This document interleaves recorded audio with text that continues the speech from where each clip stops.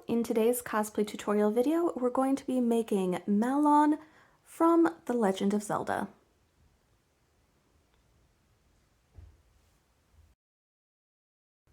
Starting with Malon's shirt, I'm going to be using the Malon tunic pattern from Indigo Patterns. I purchased this pattern off of Etsy, and it is a digital pattern, so you start by printing out page A1 because it has this little key on it. You make sure it is the right size, and then once you've got your pattern to scale, you go ahead and print out the rest of the pieces, and then tape them together, matching up the little diamonds, so you have your base pattern. It does come with instructions with pictures. I'm going to be following them for the most part, but I may deviate from them a little bit. So if you don't really like my way of doing things, there are patterns, or there are instructions that come with the pattern that do have pictures. And the fabric I'm using is this linen look material. I'm not sure if it's actually real linen, but I really liked the texture of it. Sew the darts on either side of the front shirt piece.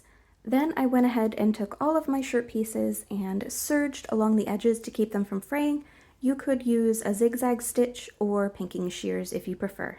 Putting right sides together, sew the shirt front to the shirt back along the shoulder seams. I cut the facing pieces out of the same fabric as the shirt, and then on the back side of them I applied some fusible interfacing, then went ahead and serged around all of the edges. Putting right sides together, sew the facing together along the shoulder seams. Then again, putting right sides together, we're going to sew the facing to the neckline of the shirt. Cut some snips into the seam allowance to make it turn easier. Then we're going to fold the seam allowance toward the facing and sew just on that section, and that will encourage the facing to turn inward and give it a nice finish. Then we're going to sew the bodice pieces together along the side seams and finish off the bottom with a rolled hem. For Malon sleeves, I started by serging around the edge. Then for the design, I decided to try some heat transfer vinyl since I'd never used that technique before. Since I don't have a vinyl cutter, I cut everything out by hand using an X-Acto knife and ironed it on. It's not perfect, as you can see. I kind of scorched this bit a little bit, but thankfully it's on kind of the back side of the sleeve, so hopefully it won't be super noticeable. Fold the sleeve in half and sew it together along the side. Then we're going to hem along the bottom. I think I may have put my design a little bit further up since I think in the instructions they were sewing like in between these two areas of the design, but I think it still turned out okay. Gather the top of the sleeve slightly and sew it onto the bodice. I also added a few hand tacking stitches to attach the facing to the seam allowance of the shoulder seam. And with that, Malon's top is done. For Malon's skirt, I'm using the skirt pattern from Indigo Patterns. The only modification that I did is I did trim away the bottom seam allowance just to make the skirt a bit shorter, and I didn't want to have to fuss with moving the appliques at all, so I just trimmed off just a teeny bit at the bottom since I'm a little short. And for the fabric, I'm using this pinky purple twill that I got from fabric.com. For the applique on the bottom of the skirt, I cut the design off of the paper pattern, then used that new pattern and traced it on to some heat and bond. I'm a little concerned about the ink transferring to the iron, but I was also worried about not having enough, so that's why I traced it on to the heat and bond before doing anything else. Iron the heat and bond onto some darker purple fabric, and next we're going to cut out the design. Peel the paper backing off of the applique to reveal the adhesive, and I used the skirt pattern, what remained of it, as a template to make sure that I have everything lined up. Iron the applique on, then I went around the edges and sewed it on using a zigzag stitch since my heat and bond is not very strong. I repeated the same process with the design at the top of the skirt, and then went ahead and serged the edges to keep them from fraying, but you could use pinking shears, a zigzag stitch, or whatever method you prefer. After the appliques have been attached, we're going to sew the skirt front and back pieces together along the side seams, and on one of the seams we're going to insert a zipper. The pattern instructions called for an invisible zipper, however, I'm not really a big fan of those, so I'm using a regular zipper, and I sewed it in using a lapped zipper technique so it's not quite as obvious. Cut the waistband piece out of the purple fabric and then apply some fusible interfacing to the inside. Fold the waistband in half, and on both of the ends we're going to sew just along the edge of the interfacing here. We're not going to sew all the way to the end, just this portion.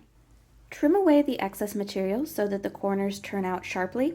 Then we're going to turn the waistband right side out and press it flat. Putting right sides together, we're going to sew one side of the waistband to the top of the skirt, starting from the notch and working our way around to the other notch. Top stitch the waistband into place. Then to add a skirt closure, I hand sewed on a skirt hook onto the tabs. And with that, Malon's skirt is done. Again, for Malon's apron, I'm going to be using the Indigo pattern, and the fabric I'm using, the online description called it a polyester linen, and it's I would call it more like polyester burlap. It's really thinly woven. So for the back side of the apron, I just went ahead and serged the edges because it was just shredding. And then for the front side, I flatlined it with some thin muslin just to give it a little bit more stability for when I'm sewing the appliques onto it. For the design on the apron, instead of cutting all the pieces out and then tracing around them like I did for the skirt, I saw a video of someone tracing the design. So that's what I did this time, and so I traced it and then ironed the heat and bond onto some brown fabric. Now the next step is to cut it out. I peeled the paper backing off of the apron designs, then placed them on the apron, ironed them down to activate the adhesive, and since my heat and bond was not very strong, I went ahead with a large zigzag stitch and zigzagged around the edges as well, just to keep them from peeling off. I cut the belt loop pieces out of the polyester fabric and then backed them with the muslin to keep it from falling apart. This does mean that my belt loops are a little bit on the thicker side. Then we're going to fold it in half twice so that the raw edges are inward, and then sew it together. Sew the belt loops onto the apron, and then we're going to fold it up so there's space to get the belt through. Sew it at the top and trim away the excess.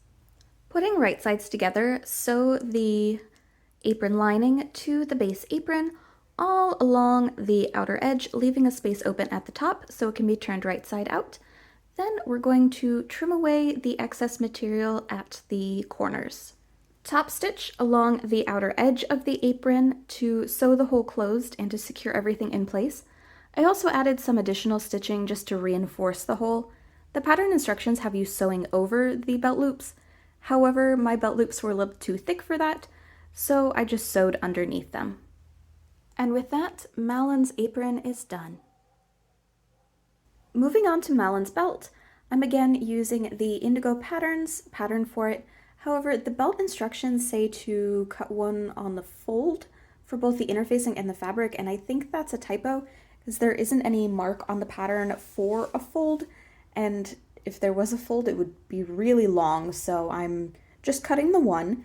And I'm also not going to be putting interfacing in my belt just because the fabric that I'm using is a stretch fabric and it's a bit on the thicker side. I may regret that later, but for now I'm not putting the interfacing in. And we're going to fold the belt in half, sew it together around the corner, leave a space so it can be turned right side out, then sew it all the way back down and around the other end.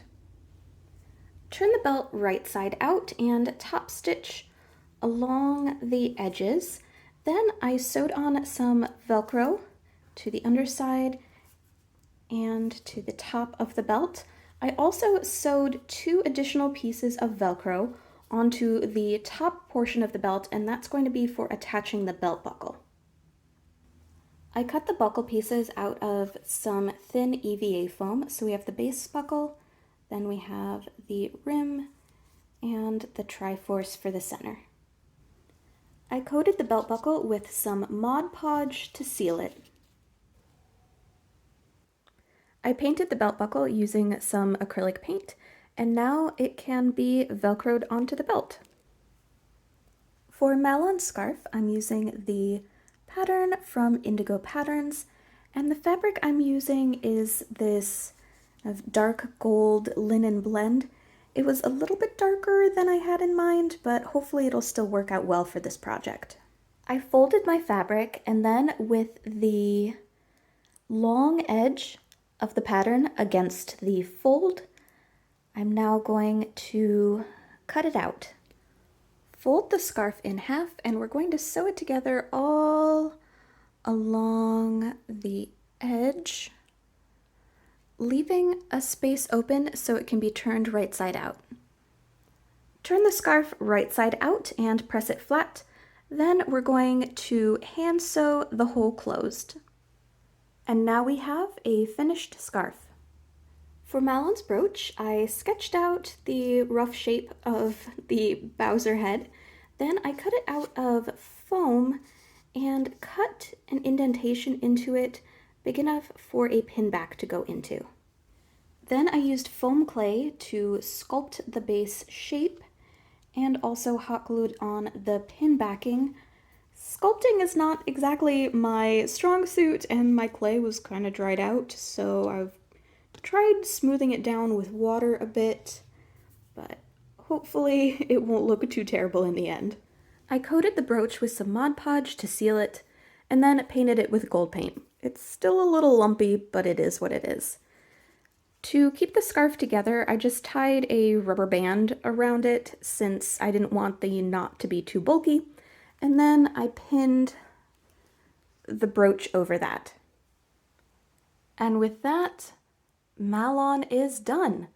For more cosplay tutorial videos, please subscribe, and thank you so much for watching.